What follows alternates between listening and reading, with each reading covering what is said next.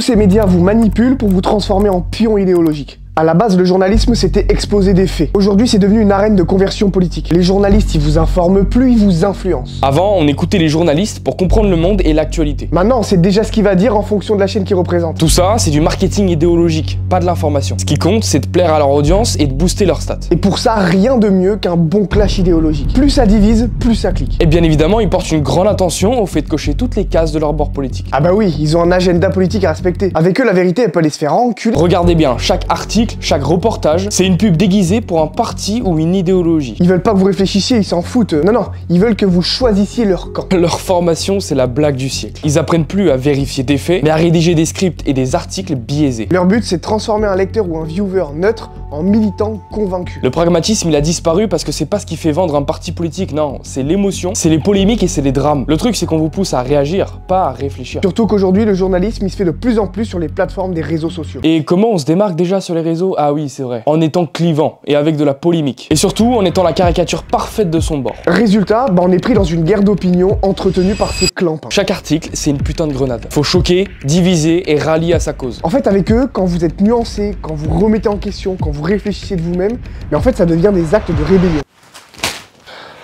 Tu oses mettre une réflexion sur le climat, seul climato-facho-sceptique. Et le but, après t'être fait manipuler par un article, c'est que tu te ranges dans la petite case idéologique que le journal qui a fait l'article veut que tu rejoignes. Ah oui, et croyez pas qu'il y a des bons et des mauvais camps. À droite comme à gauche, c'est le même combat. Manipuler l'opinion pour la transformer en machine à voter. L'information objective, on va dire qu'ils s'en foutent presque. Un média de gauche qui s'est fait connaître avec des tas d'articles sur le réchauffement climatique. Il a aucun intérêt à relayer une information, même réelle, qui contredirait le réchauffement climatique. Et un média de droite, vous croyez qu'il a un intérêt à véhiculer une information qui avantage la gauche? Dans les deux cas, les médias ils sont obligés de calculer les sujets dont ils vont parler et la façon dont ils vont les amener pour pas perdre d'audience et pour en gagner aussi. Sans déconner, vous avez déjà vu des journalistes qui incarnent vraiment leurs idées ou pas? Mais si on les met à côté, c'est tous les mêmes en fait. Ils s'habillent pareil, parlent pareil, fréquentent probablement les mêmes lieux et mangent sans doute la même bouffe industrielle désincarnée. Ils ont juste pas les mêmes idées. Allez, on va jouer au jeu des 7 différences, tiens, c'est parti. Différencier le journaliste de gauche et le journaliste de droite. Oh, c'est marrant, il y a aucune différence.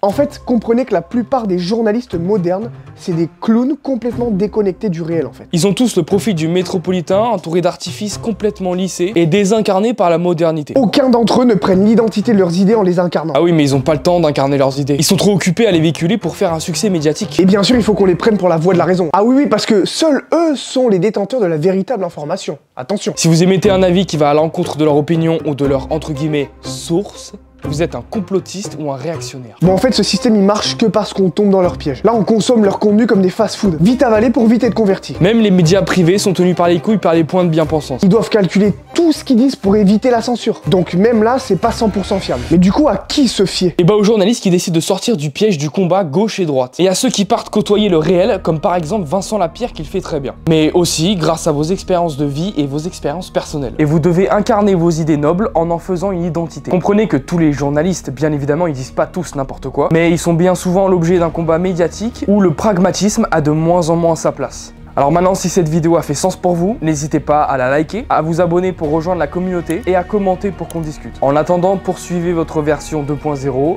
et au lieu de le rêver, faites-le.